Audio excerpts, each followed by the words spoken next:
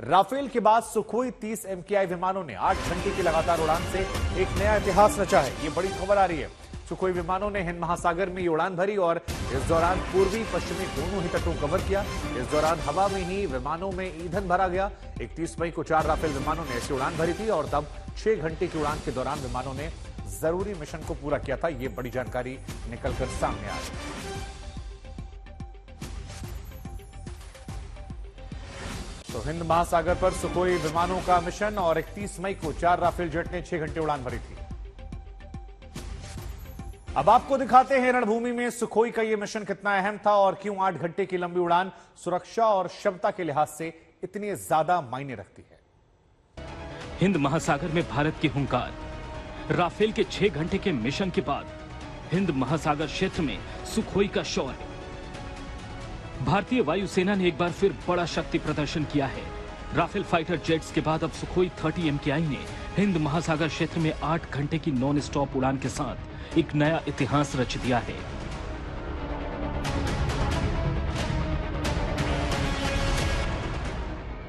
Sukhoi 30 विमानों ने इस बार ऐसी उड़ान भरी कि उन्होंने भारत के पूर्वी और पश्चिमी दोनों तटों को 8 घंटे में नाप लिया।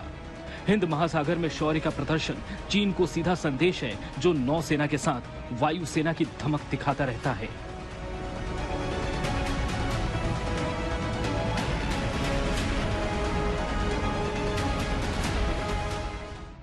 उसी चीन को कुछ ही दिनों के भीतर भारतीय वायुसेना ने 2-2 मिशन के साथ बता दिया कि भारत किसी भी हिमाकत का जोरदार जवाब देने के लिए तैयार है। 31 मई को 4 राफेल विमानों ने हिंद महासागर क्षेत्र में लंबी दूरी का मिशन किया था। 6 घंटे के दौरान राफेल विमानों ने प्रतीकात्मक मुकाबला किया, चुने गए ठिकानों पर डमी बम गिराए और फिर वापस लौट आए। वहीं 9 जून यानी आज सुखोई 30 MKI विमानों ने अलग रूट पर उड़ान भरी और इस दौरान उनमें हवा में ही ईंधन भरा गया। साफ है कि युद्ध की सूरत में फ्रांस से मिले राफेल विमान जहां दुश्मन को मुंहतोड़ जवाब देने को तैयार हैं, वहीं सुखोई 30 MKI ने भी कामयाब मिशन से भारत का परचम बुलंद कर दिया है। अब आप समझिए कि लॉन्ग रेंज मिशन का मतलब क्या है। इसका मतलब है कि चीन का कोई भी ठिकाना अब दूर नहीं है। सुखोई विमान लंबी दूरी के टारगेट को भी तबाह कर आराम से वापस लौट सकते हैं। अगर भारत अमेरिका, ऑस्ट्रेलिया और जापान की सदस्यता वाला क्वाड सैन्य ताकत बनता है तो सुखोई 30 MKI को लंबी दूरी का मिशन सौंपा जा सकता है। यही नहीं, सुखोई 30 MKI अगर ऑस्ट्रेलिया से उड़ान भरता है तो बिना रुके अपने मिशन को पूरा कर भारत लौट सकता है। इस दौरान पायलट की छोटे से कॉकपिट में कई घंटे तक बैठकर उड़ान भरने की क्षमता की भी जांच हो जाती है।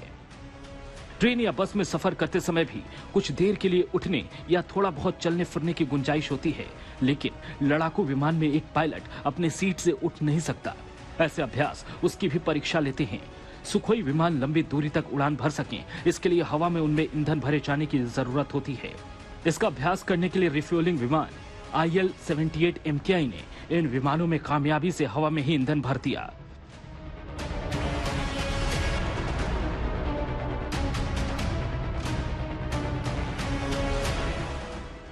इस तरह राफेल के बाद सुखोई 30 विमानों ने हिंद महासागर क्षेत्र में अपनी ताकत का प्रदर्शन किया। 31 मई को 4 राफेल लड़ाकू विमानों ने हिंद महासागर क्षेत्र में ऐसा ही अभ्यास किया था। बेहद घातक राफेल विमान ने इसका अभ्यास किया कि युद्ध की स्थिति में वो कैसे दुश्मन के विमानों को रोकेगा और उन्हें तबाह कर देगा।